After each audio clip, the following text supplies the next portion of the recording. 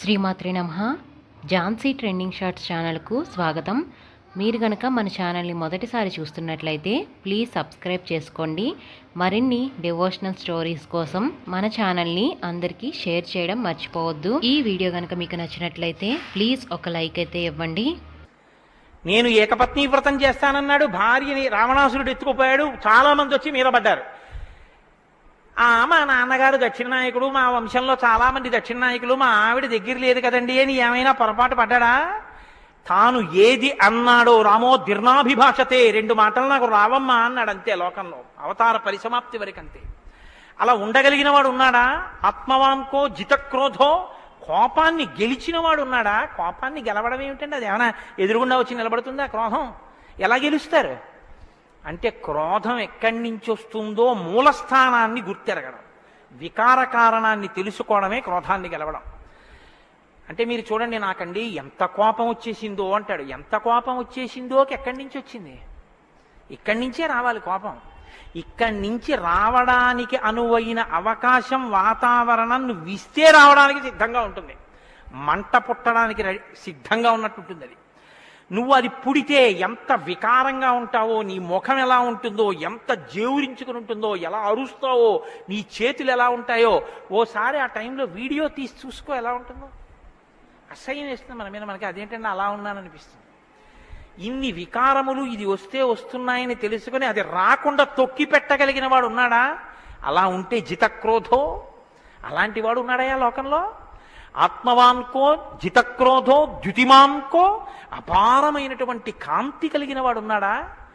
ద్యుతిమాన్కో ననసూయక, అసూయని గెలిచిన వాడు ఉన్నాడా? తనకన్నా గొప్పవాడు కనపడితే ఆహాహా మహాత్ములు ఎంత గొప్ప పరిశ్రమ చేశారో, ఇంత గొప్పవాడు అయ్యాడని నమస్కారం చేసి తెలుసుకోవాలి.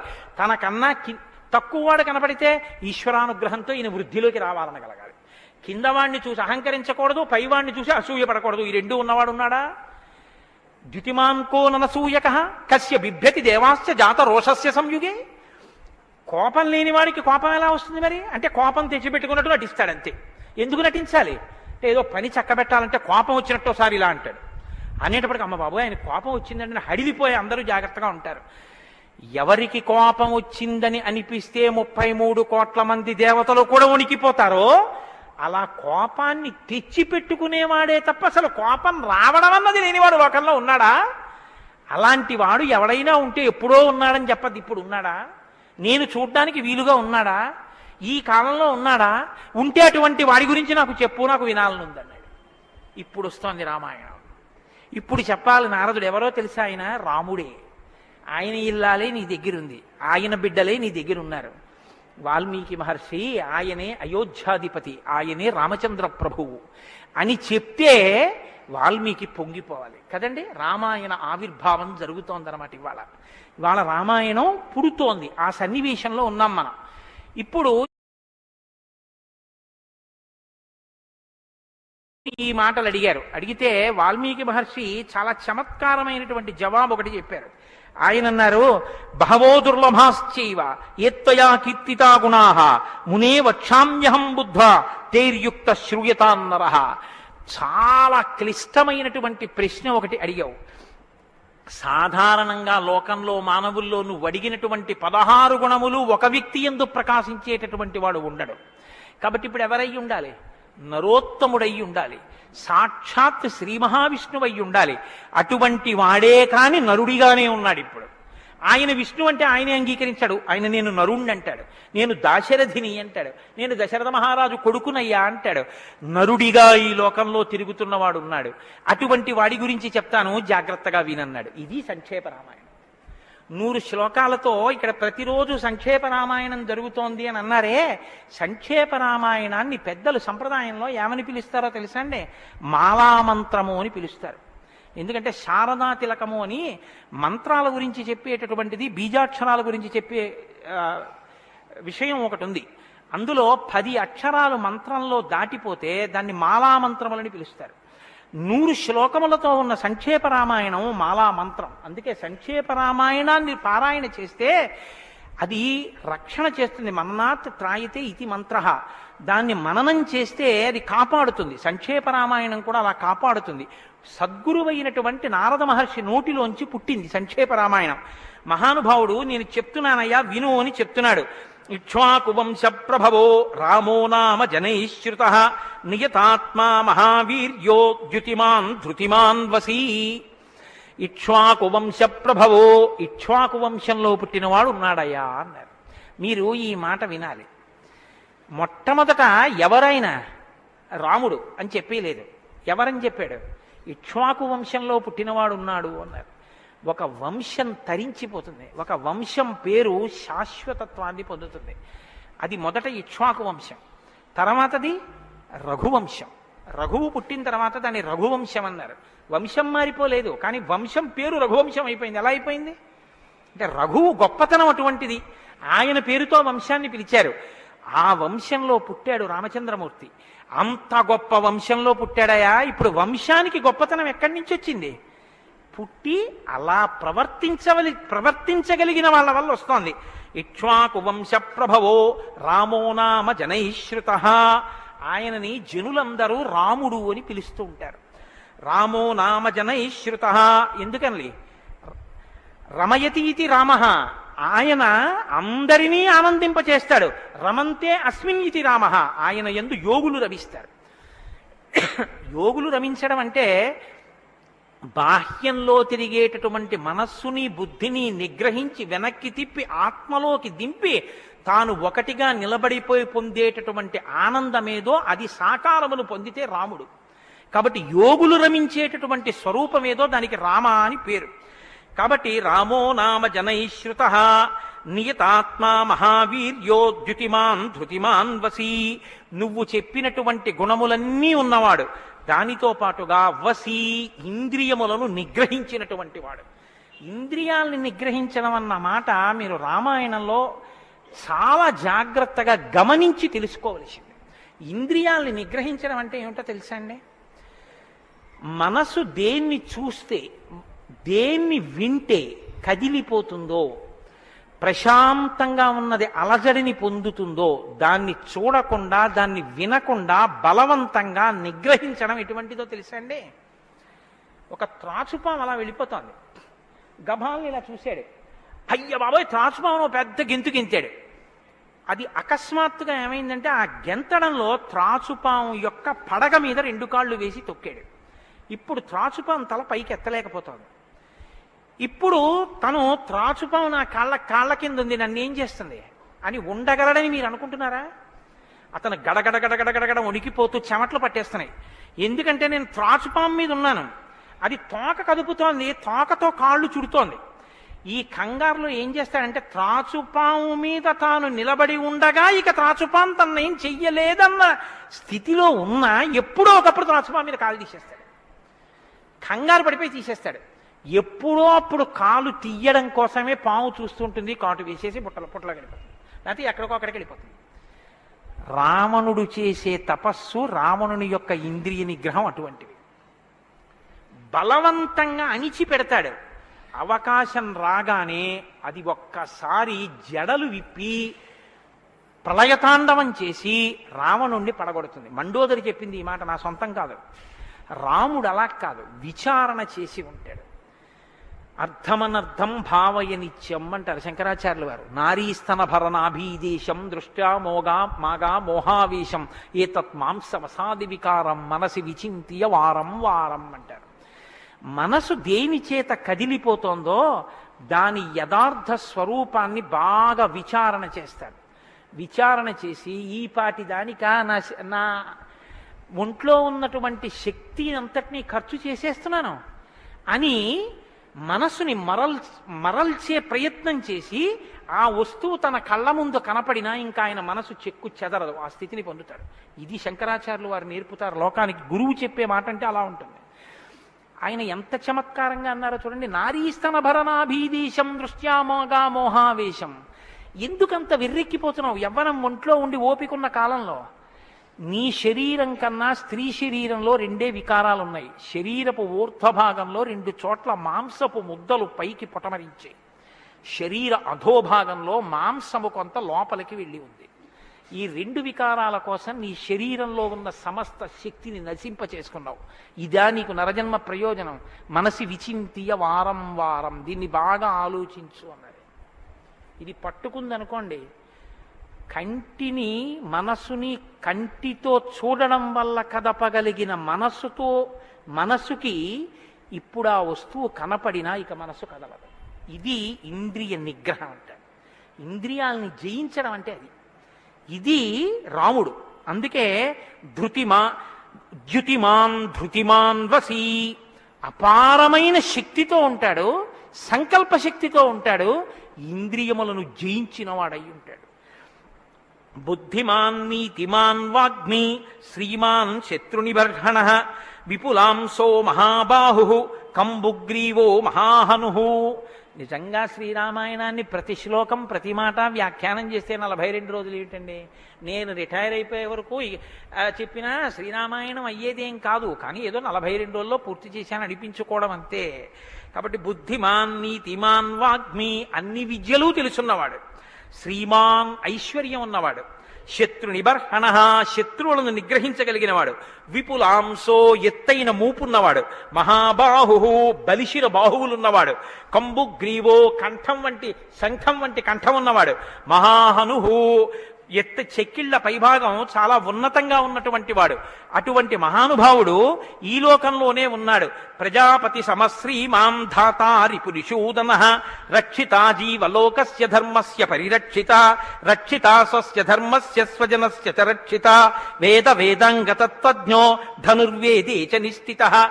ఎంత గొప్పగా మాట్లాడారండి నారద మహర్షి. నిజంగా ప్రజాపతి సమశ్రీమాన్, ఈ ప్రపంచాన్నంతటినీ పోషించగలిగినటువంటి వాడు, సాక్షాత్ శ్రీ మహావిష్ణువు. ధాతారి పునిషూదన, శత్రువులను నిగ్రహించగలిగిన వాడు. రక్షితా జీవలోకస్య, ఈ లోకాలన్నింటినీ రక్షించగలిగిన వాడు. ధర్మస్య పరిరక్షిత, ధర్మాన్ని రక్షించేటటువంటి వాడు. ధర్మాన్ని రక్షిస్తాడు కాబట్టి అధర్మాన్ని నిగ్రహిస్తాడు కూడా. ధర్మస్య పరిరక్షిత రక్షిత స్వస్య ధర్మస్య, తన ధర్మాన్ని తాను రక్షించుకుంటాడు. రక్షిత స్వస్య ధర్మస్య స్వజనస్య చ రక్షిత, అందరినీ రక్షిస్తే మరి స్వజనులు ఎవరు అంటే ఆయననే నమ్ముకుని ఉన్న వాళ్ళెవరో ఆ వారి రక్షణ యందు మరింత అప్రమత్తంగా ఉండేటటువంటి స్వరూపం ఉన్నటువంటి వాడు. అటువంటి వాడు సచ సర్వగుణోపేత కౌసల్యానందవర్ధన సముద్ర ఇవ గాంభీర్యే ధైర్యేణ హిమవానివా. ఇందులోంచేనండి వాల్మీకి మహర్షి చెప్పిన శ్లోకాల్లోంచే తర్వాత ఉపమానాలన్నీ వచ్చాయి. ఇప్పటికీ మనం చూడండి, ఆయన మేరునగ ధీరుడండి అంటాం. ఆయన్ని పోల్చి చెప్పేటప్పుడు హిమవత్ పర్వతము వంటి వాడు, సముద్రము వంటి గాంభీర్యం ఉన్నవాడు అని చెప్పారు నారద మహర్షి. సముద్రం చూడండి ఎంత గంభీరంగా ఉంటుందో. సముద్రం కడుపులో ముత్యాలు, రత్నాలు, వజ్రాలు ఇన్నుంటాయి. ఇన్ని ఉన్నా కప్పి ఉంచుతుంది. సముద్రంలో బడబాగ్ని ఉంటుంది, కానీ తాను మాత్రం చల్లగా ఉంటుంది. సముద్రం ఒడ్డుకొస్తుంది, వచ్చి మీ కాళ్ళు తాను కడుగుతుంది. చేతకానిది ఎదురొచ్చి మీ కాళ్ళు కడిగిందని మీరు ధూర్తతనంతో లోపలికెడితే మిమ్మల్ని తనలో కలుపుకుంటుంది. ఎదురొచ్చి మీ దగ్గరికి వస్తోంది కదా అని మీ కాలి చెప్పు తీసి అందులో వేస్తే తీసుకొచ్చి అవతల బారేస్తుంది ఒడ్డున. ఇది సముద్రం యొక్క గాంభీర్యం. తాను ఉప్పు కయ్యగా ఉంటుంది, పర్వదిన స్నానానికి పనికొస్తుంది. ఇన్నిటిని కప్పిపుచ్చి నిలబడగలిగినటువంటి స్వరూపం సముద్రం. కడుపులో బడబాగ్ని ఉన్న, సీతాపహరణమే జరిగిన, తండ్రే మరణించిన, రాజ్యమే పోయిన, అరణ్యంలో తిరిగిన, జుట్టు తీసేసిన, జిల్లేడు పాలు పోసుకుని ఆఖరికి ఆ జటలు కట్టుకున్న, నారచీర కట్టుకున్న, పాదాలకి చెప్పులే లేకపోయినా, అగ్నిహోత్రాన్ని చంకన తగిలించుకున్న, అడవిలో మృగాన్ని బాణం పెట్టి కొట్టి చర్మం ఒలిచి మాంసం తీసి తెచ్చి సీతమ్మ వండితే తప్ప తినలేని స్థితిలో రాజారాముడైనటువంటి వాడు బ్రతకవలసి వచ్చిన తెల్లవారుజామున 4 గంటల సమయంలో దాహమేస్తున్న ఏనుగు నదిలో తొండం పెట్టి నీళ్లు తాగడానికి కూడా భయపడినంత చలికాలంలో కూడా వెళ్ళి స్నానం చెయ్యగలిగిన మొనగాడు. ఇన్ని కష్టాలు కడుపులో పెట్టుకుని కూడా పైకి చెక్కు చెదరకుండా ఉండగలిగినటువంటి గంభీరమూర్తి ఆయన రాముడంటే అన్నాడు నారదుడు. కాబట్టి సముద్ర ఇవ గాంభీర్యే ధైర్యేణ హిమవానివా, ధైర్యంలో హిమవత్ పర్వతం వంటివాడు. పర్వతాన్ని చూడండి, వర్షధారల చేత కొట్టబడుతుంది, పిడుగులు పడిపోతాయి. ఆ పర్వతం మీదే చెట్లు పెరుగుతాయి, ఆ పర్వతం మీదే సింహాలు తిరుగుతాయి, పులులు తిరుగుతాయి, ఆ సముద్రానికి కన్నాలు పెట్టి పావులు పడుకుంటాయి. చిట్టెలుకలు కన్నాలు చేసి ఆ పర్వత పాదాల మీద తిరుగుతూ ఉంటాయి. ఎలుక కన్నం పెట్టి తనలో దూరిందని బెంగపెట్టుకోదు, ఒక ధూర్తుడు కాళ్లతో పైకెక్కాడని బెంగపెట్టుకోదు, వర్షధారలు కొట్టాయని కదలదు, పిడుగులు పడ్డాయని చెక్కు చెదరదు, పులులు సింహాలు తిరుగుతున్నాయని బెంగపెట్టుకోదు, మహాత్ములు తన మీద నడుస్తున్నారని పొంగిపోదు, తన మీద ఈశ్వరుడి దేవాలయం కట్టారని పరవశించిపోదు, తాను అలాగే నిలబడి ఉంటుంది. చెక్కు చెదరక నిలబడగలిగినటువంటి పర్వతం ఎటువంటిదో రాముడు అటువంటి వాడు. ఇది నారదుడు ఒక నరుడిగా ఆయన కొన్న లక్షణాలు చెప్తున్నాడు. ఇవి నీవు సంతరించుకో కొన్నైనా, ప్రతిదానికి విచలితుడవైపోవడం కాదు, ప్రతి చిన్నదానికి కదిలిపోవడం కాదు, ధైర్యంగా నిలబడగలగాలి. నాకు కాకపోతే ఎవరికి వస్తాయి? వస్తాయి కష్ట సుఖాలు అనేటటువంటివి చేసుకున్న కర్మను అనుసరించి అని నిలబడగలిగినటువంటి స్థితి రామాయణం ఇస్తుంది. విష్ణునా సదృశో వీర్యే సోమవత్ ప్రియదర్శన కాలాగ్ని సదృశ క్రోధే క్షమయా పృథివీ సమః. ఏమి శ్లోకాలు వాడారండి సంక్షేప రామాయణంలో మహానుభావుడు. విష్ణునా సదృశో వీర్యే, ఆయనతో పోల్చడానికి విష్ణు ఒక్కడే ఉన్నారు. ఎందుకంటే ఇంకా ఆయనతో పోల్చడానికి అటువంటి వాడు ఇంకొకడెవరు ఉంటారు? విష్ణువుని విష్ణువుతోనే పోల్చాలి. కాబట్టి విష్ణువుతో సమానమైన వాడు.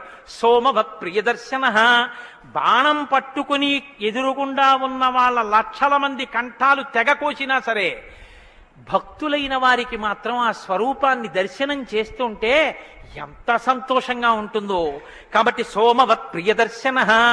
లోకంలో మూడిటిని ఎంత చూసినా చూడబుద్ధే వేస్తుంది, ఎంత చూడండి చూడబుద్ధేస్తుంది. అందుకే పార్వతీదేవి వినాయకుడికి ఏనుగు ముఖం పెట్టించింది. పసిపిల్లలకి కూడా సంతోషం కల్పించేవి మూడు ఏమిటో తెలుసా అండి? గజముఖం, చంద్రబింబం, సముద్రం. మీరు సముద్రపు తొట్టుకి వెళ్ళి ఎంతసేపు కూర్చోండి, ఎంతసేపు చూస్తున్నా సముద్రాన్ని అలా చూడాలనే అనిపిస్తుంది. చీకటి పడిపోయిన తర్వాత సముద్ర ఘోష అదో సంతోషం, వస్తున్న కెరటాలు అదో సంతోషం, చీకటి పడ్డాక దీపాలతో దూరంగా వెళ్ళిపోతున్న ఓడ అదో సంతోషం, సూర్యోదయానికి సముద్రం ఆకాశం కలిసినట్టుగా ఉన్న చోట ఉదయిస్తున్న సూర్యబింబం అదో సంతోషం, ఆ పడుతున్న ఎర్రకాంతి అదో సంతోషం, సూర్యాస్తమయానికి సముద్రంలో కృంగిపోతున్నట్టుగా ఉన్న సూర్యుడు అదో సంతోషం. తిక్కన గారు విరాట పర్వంలో అంటారు, రాత్రి అయ్యేటప్పటికి ఆకాశం ఎలా ఉందంటేట మంచి సంపన్నుడైన గృహస్థు ఇంట్లో అలంకారం చేసినటువంటి పడకలా ఉందిట, దాని మీద పువ్వులు అవన్నీ వేస్తే ఎలా ఉందో అలా ఉందిట. సూర్యోదయానికి ఉన్నటువంటి ఆకాశం ఎలా ఉందంటేట, తెల్లవారిన తర్వాత 10 మంది చూస్తే దృష్టిదోషం కలుగుతుందని ఆ ఇంటి ఇల్లాలు దుప్పటి మీద ఉన్న పువ్వులు అవే అన్నీ పోయేటట్టు ఒక్కసారి 2 చేతులతో ఇలా దులిపేస్తే అన్నీ పోయిన తర్వాత దుప్పటి ఎలా ఉందో ఆకాశం ఎలా ఉంది తెల్లారాకంటారు. అలా ఆ సముద్రాన్ని చూస్తుంటే ఎంత అందంగా ఉంటుందో. పసిపిల్లల దగ్గర నుంచి కవుల వరకు జ్ఞానుల వరకు సముద్రం ఆనందమే. పసిపిల్లాడికి ఏం తెలిసనే ఆనందం, వృద్ధుడికి ఏం తెలిసనే ఆనందం. అందరూ సముద్రపు వెళ్ళికి వెళ్ళి ఆనందం పొందుతారు. ఆఖరికి తుఫాను సమయంలో సముద్రం చూడడం అదో సంతోషం కొంతమందికి. కాబట్టి సముద్రం 2, చంద్రబింబం. చంద్రబింబాన్ని ఎంతసేపు చూడండి సంతోషం. రామాయణంలో వాల్మీకి మహర్షి వర్ణిస్తారు సుందరకాండలో చంద్రబింబాన్ని, ఏమి వర్ణనలో ఆ సర్గలు. కాబట్టి చంద్రబింబం. 3 ఏనుగు చూడండి, వెంకటాచల క్షేత్రానికో తిరుత్తనియో వెడితే ఆ ఏనుగు ముందు నించుంటే పిల్లల్ని ఎంతసేపు నించో పెట్టండి సంతోషమే. ఆ తొండం ఇలా ఇలా ఆడిస్తూ ఆ ఏనుగు అలా నిలబడి అరటిపండు ఎత్తి నోట్లో పెట్టుకుని ఆ దుమ్ము తీసి మీద పోసుకుని స్నానం చేసి తెల్లటి దంతాలు, దాని స్వరూపం, దాని చిన్ని కళ్ళు, దాని వెంట్రుకలు, దాని తోక, పెద్ద పెద్ద కాళ్ళు, ఇంతంత గోళ్ళు, గుండ్రంగా పాదాలు. ఆ ఏనుగుని ఎంతసేపు చూసినా అబ్బా ఇంకేం చూస్తానులేండి అనిపించదు, అలా చూడబుద్ధి వేస్తుంది. అలా చూడబుద్ధి వేస్తుంది. కాబట్టి ధ్యానం చేసేటప్పుడు ముందు గణపతి యొక్క ముఖాన్ని తదేకంగా చూస్తే ఆ ధ్యాన నిష్ట చేత విఘ్నములు తొలగిపోతాయి. కాబట్టి పరమేశ్వరుడు అందరూ తొందరగా దృష్టి పెట్టి చూడడానికి వైముఖ్యం కలగనటువంటి ముఖాన్ని నా కొడుక్కి పెడితే అందరికీ ఉపకారం జరుగుతుందని ఏనుగు తలకాయ తీసుకొచ్చి వినాయకుడికి పెట్టాడు. అది కారణం, వినాయకుడికి ఏనుగు తలకాయ ఉండడానికి కారణాల్లో అదొకటి. కాబట్టి విష్ణునా సదృశో వీర్యే సోమవత్ ప్రియదర్శన కాలాగ్ని సదృశ క్రోధే. క్రోధం, కోపం వచ్చిందా, కాలాగ్ని ఎటువంటిదో అటువంటి వాడు. క్షమయా పృథివీ సమః. ఈ భూమికి ఎంత ఓర్పో రాముడికి అంత ఓర్పు. నిద్రలేస్తూనే భూమిని తంతాం, భరిస్తుంది. మలమూత్రాలు భూమి మీద విసర్జిస్తాం, భరిస్తుంది. ఉమ్మి భూమి మీద వేస్తాం, ఊరుకుంటుంది. పోనీ ఏదో పొరపాటున వచ్చింది వేరు, కావాలని ఒక రకమైన తాంబూలం వేసుకుని బొమ్మడమే ప్రయోజనంగా నెత్తురు కక్కుకునేవాడు కక్కుకున్నట్టు భూమి మీద ఎర్రటి మరకలు పడేటట్టు అదే పనిగా ఉమ్మి వేసేటటువంటి వాడిని కూడా భరించినటువంటి భూమాత యొక్క ఓర్పుని ఎంత స్తోత్రం చేయాలి నిజంగా. కాబట్టి అన్నం కావాలి, నాగలి పెట్టి అమ్మ గుండెల మీద చీరుతాం. ఇల్లు కట్టుకోవాలి, శంకుస్థాపన పేరుతో గుణపాలు పెట్టి అమ్మ గుండెల మీద గుచ్చుతాం. ఆఖరికి ఇంత సంపాదించి ఇంత కీర్తి తెచ్చి మా నాన్నగారు, మా బాబాయ్ గారు, మా మేనమావ, మా ఆయన ఇన్ని బంధుత్వాలు పెట్టుకున్న వాళ్ళు ఆ ఊపిరి ఆగిపోగానే తీసుకెళ్లి బయట చిరిగిపోయిన బొంతో చాపో వేసి పడుకోబెట్టి కొత్త చాప తెచ్చి 4 కర్రలకేసి తాడేసి కట్టి తీసుకెళ్లిపోతుంటే ఆఖరణ పుచ్చుకునేది ఈ తల్లి ఒక్కతే. ఎవ్వరు ఇంట్లో ఒక్క రాత్రి కూడా ఉంచుకోరు. యావత్ పవనో నివసతి దేహే తావత్ పృచ్చతి కుశలంగేహే గతవతి వాయౌ దేహాపాయే భార్యా బిభ్యతి తస్మిన్ కాయే అంటారు శంకర భగవత్పాదులు. అటువంటి ఈ తల్లిది ఎంత ఓర్పో, ఎన్ని అపచారములు చేసినా కూడా కడుపులో పెట్టుకునేటటువంటి అమ్మ స్వరూపమైనటువంటి భూమికి ఎంత ఓర్పుందో అంత ఓర్పు కలిగిన వాడయ్యా రామచంద్రమూర్తి. కాబట్టి ధనదేన సమస్యాగే సత్యే ధర్మ ఇవాపరః. కుబేరుడు ఎంతటి ధనవంతుడో అంతటి మహానుభావుడు, అటువంటి త్యాగం ఉన్నవాడు. సత్యే ధర్మ ఇవాపరః. సత్యము ధర్మము ఒకదాన్నొకటి ఎలా కాపాడుకుని రక్షించుకుంటాయో అలా రక్షించి కాపాడగలిగినటువంటి వాడు. తమేవం గుణ సంపన్నం రామం సత్యపరాక్రమం. ఇన్ని గుణములు కలిగినటువంటి రామచంద్రమూర్తి సాక్షాత్తుగా సత్యపరాక్రముడైనటువంటి వ్యక్తి. ఆయన పరాక్రమం సత్యమే పరాక్రమముగా కలిగినటువంటి వాడు. అటువంటి వాడు రామచంద్రమూర్తిని ఆ రాముని యొక్క కథని సంక్షేపంగా చెప్పారు. సంక్షేపంగా అంటే వివరంగా కాదు, బాగా గుర్తుపెట్టుకోండి.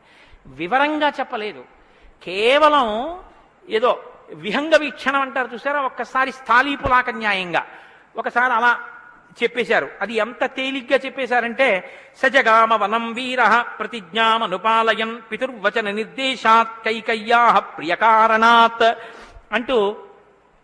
కానీ సంక్షేప రామాయణ శ్లోకాలండి, అవి నిజంగా మంత్రాలే.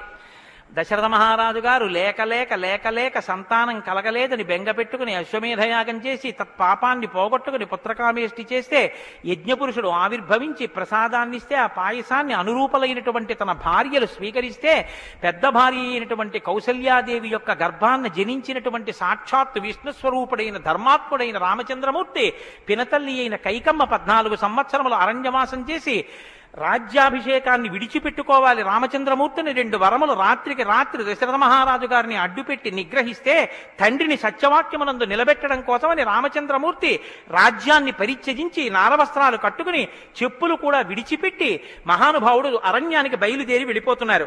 ఆ వెళ్ళిపోతున్నటువంటి సమయంలో రామశ్చ దయితా భార్య నిత్యం ప్రాణ సమాహిత జనకస్య కులే జాతా దేవమాయేవ నిర్మిత సర్వలక్షణ సంపన్నా నారీణాం ఉత్తమావధ సీతాప్యనుగత రామం శిశిలం రోహిణీ యథా. సాక్షాత్తుగా దేవమాయయే లోకంలో ఉన్న సౌందర్యమంతా రాశీభూతమై ఒక స్త్రీ రూపంలో వచ్చిందా అన్నంతగా కనపడేటటువంటి సీతమ్మ తల్లి, జనక మహారాజు గారి యొక్క పుత్రి, అయోనిజ అయినటువంటి తల్లి, స్త్రీలలో ఉత్తమమైనటువంటి రత్నంగా చెప్పబడినటువంటి తల్లి, సర్వలక్షణ సంపన్న అయినటువంటి సీతమ్మ చంద్రుణ్ణి రోహిణి ఎలా అనుసరిస్తుందో అలా కష్టసుఖాల్లో నీతో కలిసి ఉంటాను తప్ప నేను అంతఃపురంలో ఉండను అని చెప్పి రామచంద్రమూర్తితో కలిసి అరణ్యవాసానికి బయలుదేరింది. సోదరుడైనటువంటి లక్ష్మణుడు కూడా రామచంద్రమూర్తితో బయలుదేరాడు.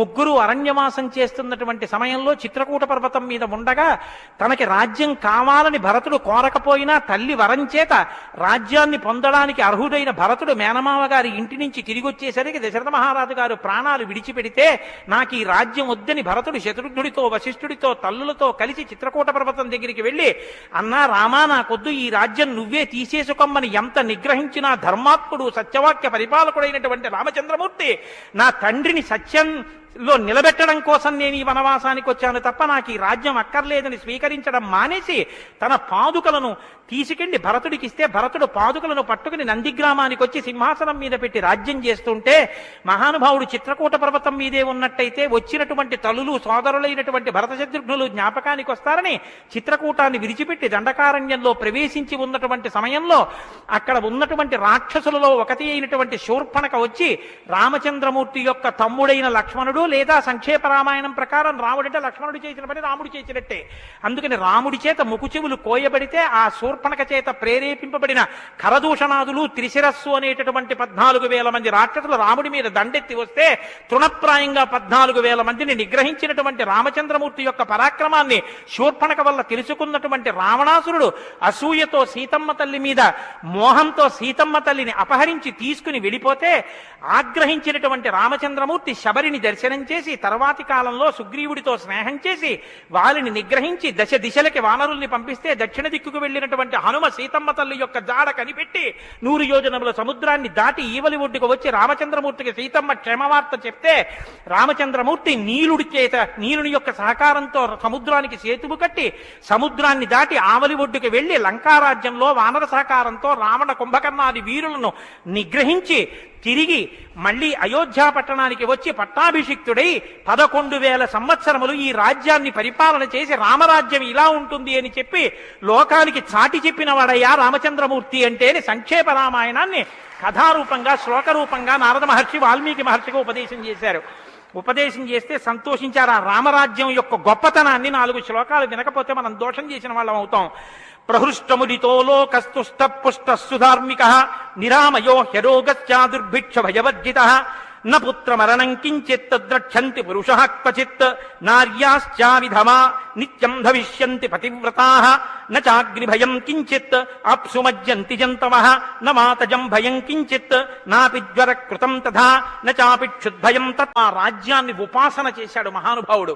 అంత గొప్ప పరిపాలన చేసి 11,000 సంవత్సరముల పరిపాలన తర్వాత బ్రహ్మలోకాన్ని చేరుకున్నాడు. ఇదం పవిత్రం పాపఘ్నం పుణ్యం వేదైశ్చ సంవితం. ఈ రామాయణ కథ ఉన్నదే, ఈ రామాయణ కథ పాపములన్నిటినీ పోగొడుతుంది. ఇది వేదములతో సమానమైనది. యప్పటే రామచరితం సర్వపాపై ప్రముచ్యతే. ఎవరు ఈ రామ కథని వింటున్నారో వాళ్ళకి సర్వ పాపములు తొలగిపోతాయి.